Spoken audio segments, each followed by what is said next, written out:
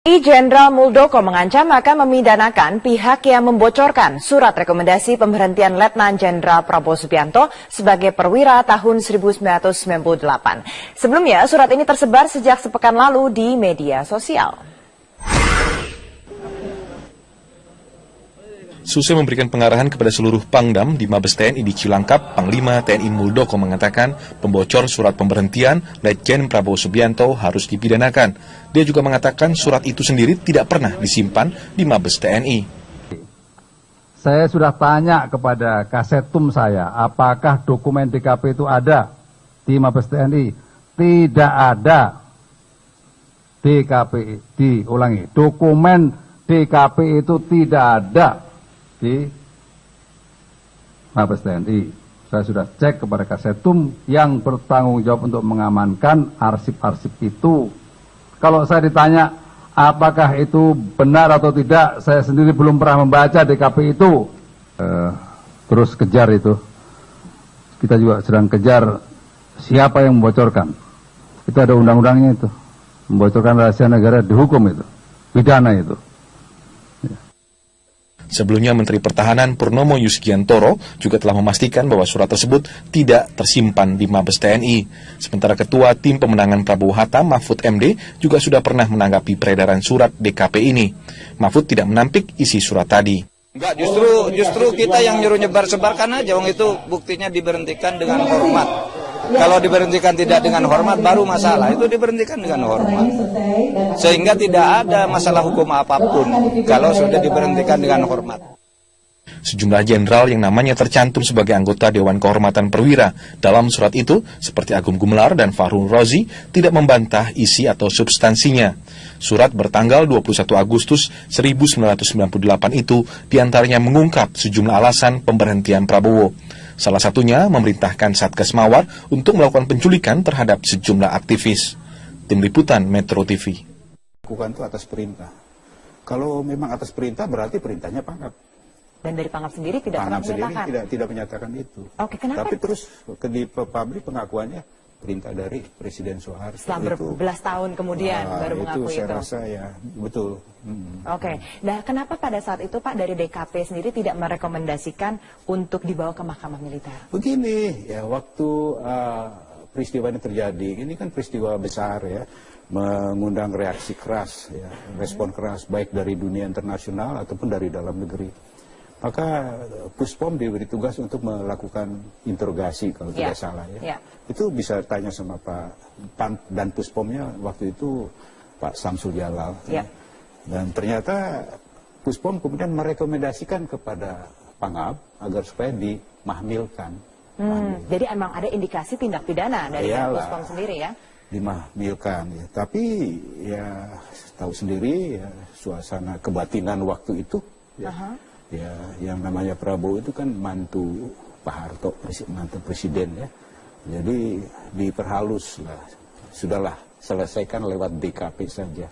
Dibentuklah DKP, Dewan Kehormatan Perwira oleh Pangap. Ya, di mana ketuanya adalah Kasat. Ya, Pak Subagio HS itu. Anggotanya para letjen-letjen ini. Ya. Ya, ada Letjen Susilo Bambang Yudhoyono, ada Letjen Fahrul Razi, ada Letjen Agung Gumelar, ada Letjen Yusuf Karta, ada Letjen Jamhari Caniago, ada Letjen almarhum Riku Maat ya. Yang akhirnya memberikan rekomendasi untuk diberhentikan pada saat itu. Ya, akhirnya rekomendasi dari setelah bekerja memeriksa kasus ini, DKP merekomendasikan agar supaya dia dipecat ya. Tetapi sekali lagi ya, karena statusnya sebagai mantu presiden waktu itu, mantu Pak Harto ya, diperlunak. Ya. Nah, berbicara soal diperlunak status ini, kemarin saya berbincang juga dengan Jenderal Purnawirawan Fahrul Razi, di mana mantan anggota Dewan Kehormatan Perwira, Jenderal Purnawirawan Fahrul Razi menyampaikan alasan pemecatan dari Prabowo. Dari aspek kode kehormatan perwira, Prabowo yang saat itu menjabat sebagai Danjen Kopassus melakukan banyak kesalahan, termasuk menggerakkan pasukan untuk melakukan penculikan. Kita simak bersama. Kalau dari aspek kode kehormatan perwira, maka dia memang kesalahannya banyak sekali. Dia melakukan penculikan, meskipun awalnya tidak diakui, tapi belakangan diakui. Dan itu kan kesalahan yang sangat luar biasa. Dia menggunakan satuan Kopassus. Padahal Kopassus ini kan satuan elit yang dilatih dan sangat disegani oleh dunia. Malah kenapa digunakan untuk penculikan dengan pertimbangan yang tidak logis gitu. Katakanlah belakangan pada saat dalam persidangan itu dia katakan bahwa ini membahayakan, saya lupa istilahnya, tapi katakanlah membahayakan kehidupan berbangsa. Apa betul anak-anak seperti ini membahayakan kehidupan berbangsa? Dan apa memang harus diculik oleh Kopassus begitu ya?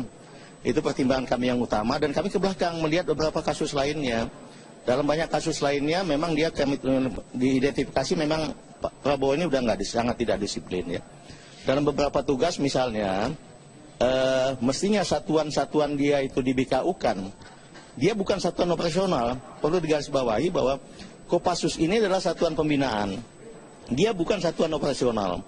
Danjen Kopassus itu tidak punya kewenangan menggerakkan pasukannya. Dia hanya menyiapkan pasukannya. Yang menggerakkan pasukannya adalah Panglima TNI. Tapi acap kali juga kita temukan dia menggerakkan satuannya. Contoh yang paling jelek adalah pada saat penculikan ini. Kemudian juga pada saat tertentu, pada saat dia satuannya itu di BKU-kan kepada Kodam dalam tugas tertentu, mestinya atasan kesatuan itu adalah Pangdam. Pangdam karena satuan unitnya itu telah di BKU-kan kepada Kodam, maka atasan dari unitnya itu adalah Pangdam. Tapi banyak kami lihat kasus yang dia justru mengendalikan sendiri satuan itu. Dan itu sangat menyalahi sistem yang ada di TNI, dan saya kira di dunia manapun begitu ya.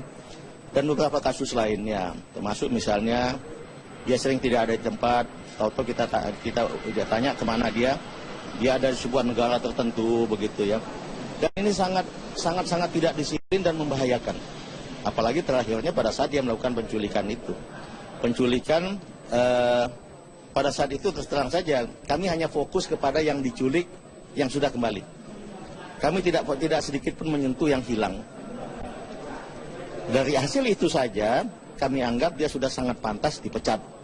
Tapi kami sepakat tidak menggunakan kata pemecatan.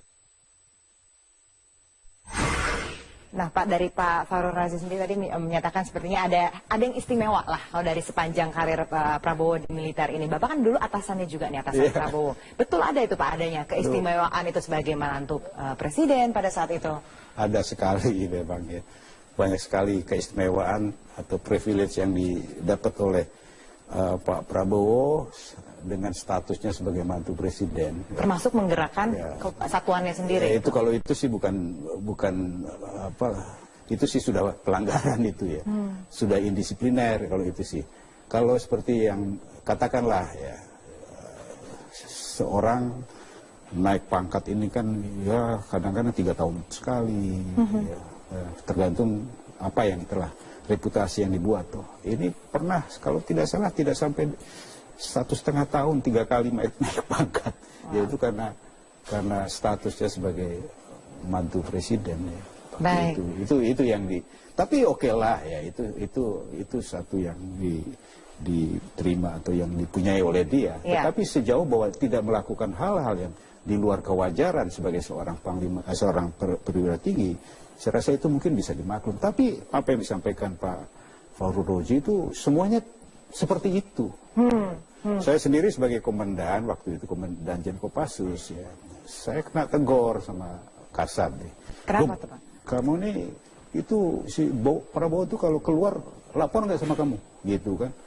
Ya saya lindungi lah, saya bilang lapor Pak, mana berani dia nggak lapor, saya bilang gitu kan. Tapi Bapak konfront langsung nggak dengan Prabowo? Saya panggil, lu mau pergi kemana sih Bo? Pergi deh lu. Tapi lu lapor sama gua dong, biar gua tahu lu di mana. Gitu. Itu memang agak repotnya ya seperti itulah. Ya. Jadi tidak disiplin lah gitu ya Pak pada saat itu. Gitu.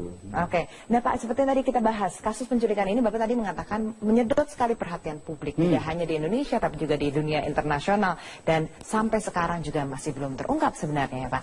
Berdasarkan persidangan atau tadi bertemu dengan Prabowo di Pertabri, kemana sih nih para aktivis itu Pak? Ya, kalau sudah berapa tahun nggak ada, ya berarti sudah nggak ada. Ya. Dikatakan nggak dengan Prabowo, di mana mereka sekarang, di apa, penghilangannya bagaimana? Itu katanya ada yang mengaku tahu katanya, Pak Kiflan Zen. Coba Pak Kiflan Zen panggil ke sini deh. Coba minta dijelaskan. Katanya Pak Kiflan Zen tahu kemana yang 13 orang ini.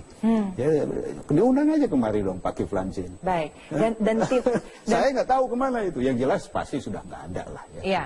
Dan tim Mawar pada saat itu yang melakukan penculikan, apakah khusus dibentuk Pak untuk pada saat itu atau memang ada, sudah lama khusus dibentuk untuk saat itu? Siapa saja sebenarnya sih mereka ini Pak? Ya anggota anak buahnya Pak Prabowo ya. Itu kan ya ada perwira, perwira menengah, ada bintara, ada perwira, ada bintara. Ya. Oke, baik. Oke, Pak Agung, kita akan meneruskan perbincangan kami setelah jeda pariwara berikut. Tetaplah bersama Pramtan News.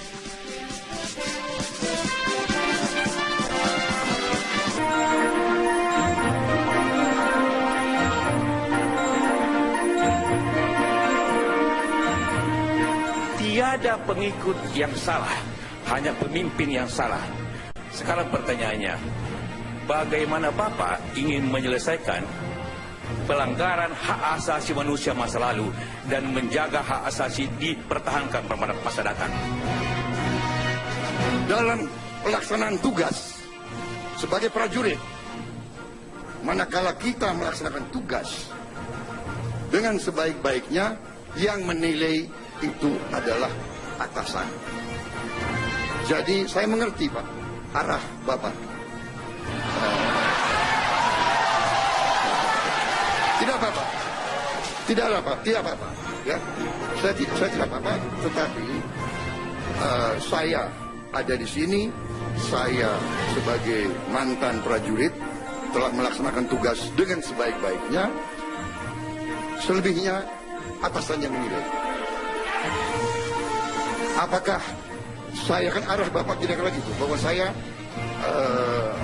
tidak bisa menjaga HAM karena saya pelanggar HAM, kira-kira itu kan Bapak arahnya. Iya kan? Juru bicara tim pemenangan Prabowo Subianto Hatta Rajasa Nurul Arifin menilai beredarnya surat pemberhentian Prabowo sebagai perwira yang beredar sejak akhir pekan lalu merupakan kampanye hitam yang ditujukan untuk menyudutkan pasangan tersebut. Dia menuding kampanye hitam ini dilakukan oleh kubu Joko Widodo Yusuf Kala.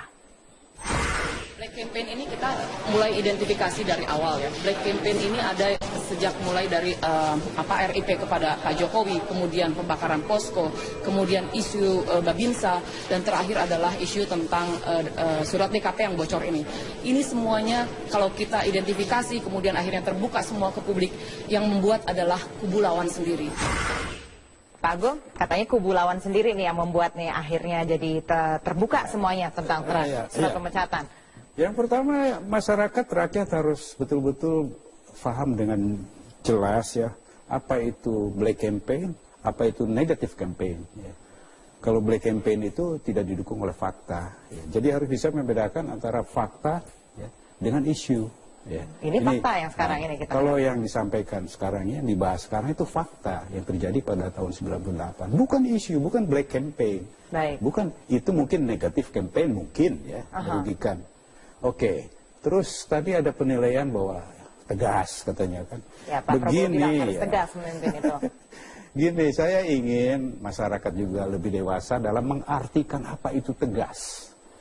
Tegas itu bukan berarti main pukul, bukan berarti main tendang, bukan berarti main lempar asbak, bukan berarti main tembak. Ya. Tegas itu dalam koridor hukum. Ya. Tegas itu adalah satu sikap berani mengungkap, berani mengambil tindakan terhadap mereka-mereka yang melanggar hukum. Ya. Siapapun yang melanggar hukum, Islamkah dia, Kristenkah dia, Hindukah dia, tukang becakah dia, wartawankah dia, wali kotakah dia, menterikah dia, presidenkah dia, siapapun melanggar hukum, proses hukum dia. Itu tegas. Tegas dalam koridor hukum. Kenapa? Karena hukum itu adalah sesuatu yang harus kita implementasikan. Ya. Bukan sesuatu yang bisa kita kompromikan. Itu tegas. Bukan tegas keluar dari mulut kebun binatang. Bukan itu tegas ya, jangan salah. Pak Agung, kita lihat di sini sekarang kan ini Jenderal Purnawirawan terbelah ya, mendukung Capres 1, Capres 2. Nah, bagaimana ini biar sikap netralitas TNI ini dijaga tetap solid sampai ke akar-akarnya? Karena kan ada isu Babinsa yang masuk ke kelurahan, masuk ke desa untuk mendukung Capres tertentu. Ada yang juga ketakutan nantinya ada pergerakan massa jika salah satu Capres kalah dalam pertarungan nanti. Ini di sini sebetulnya satu ujian buat adik-adik kita nih, di saudara-saudara kita di TNI dan Polri. Ya. Pertama, tahun 98, ya, reformasi yang jadi sasaran utama adalah ABRI, TNI dan Polri serta Golkar. Mengapa? Karena banyak sikap laku ABRI, sikap tindak ABRI yang pada saat sebelum 98 yang di luar koridor jati dirinya, menyakiti rakyat, ya. Kemudian berjaket kuning, ya. Itu tindakan-tindakan yang di luar koridor jati diri ABRI. Maka terjadilah reformasi, terjadilah hujatan kepada, cercaan kepada ABRI. Ya. Nah, kalau sudah tahu itu penyebab kita dicerca, reformasi mengatakan jangan lagi itu kita lakukan. Baik. Jadi sikap netral itu betul-betul harus menjadi pedoman, pegangan bagi TNI dan Polri. Itu ujian pertama buat TNI dan Polri saat sekarang ini. Sikap netral. Kalau katakanlah ada Babinsa, saya tidak tahu benar apa tidak dari hasil penyidikan. Kalau ada Babinsa yang ingin berpihak, jadi pepabri dulu deh, ya, jadi anggota saya dulu deh, baru bisa berpihak karena kita bebas. Ya. Oke. Ujian yang kedua buat TNI dan Polri adalah isu tadi. Kalau sampai kalah akan melakukan tindakan yang anarkis, akan melakukan tindakan pergerakan massa, teror dan sebagainya. Di sini ujian buat TNI dan Polri. Perlihatkanlah kepercayaan rakyat kepada TNI dan Polri. Harus berani mengambil sikap tegas terhadap tindakan seperti ini. Baik. Siapapun dia. Baik, Pak Agung, sebelum kami tutup, dalam Pilpres ini, Bapak secara pribadi, bagaimana Pak Bapak melihatnya? Siapa yang Bapak dukung ini dan kenapa? Saya sudah sampaikan kepada pengurus di Pepabri, anggota di Pepabri, bebas. Anda semua bebas memilih sesuai hati nurani, sesuai dengan keyakinan masing-masing. Kalau saya memilih si A, Anda memilih si B, itu bebas. Perbedaan ini, perpecahan ini sifatnya sementara. Besok selesai pemilu, selesai Pilpres, bersatu kembali. Siapapun jadi presiden, yes sir. Nah, kalau sekarang ditanya pribadi saya yang punya hak memilih dan bebas, bebas saya akan memilih Joko Widodo. Mengapa? Ya, karena begini, ya, pembangunan perlu kesinambungan, kan begitu toh? Jadi seorang pemimpin yang harus kita cari ke depan adalah seorang pemimpin yang punya tekad kuat, keinginan kuat untuk melanjutkan apa yang sudah baik yang dilakukan pendahulunya. Dan meninggalkan apa yang tidak baik yang dilakukan pendahulunya tanpa caci maki, tanpa hujat menghujat. Baik. Dan saya lihat figur Jokowi jadi gubernur di DKI, telinga saya tidak pernah mendengar dia menjelek-jelekan Fauzi Bowo, dia mengkritisi kebijakan lama.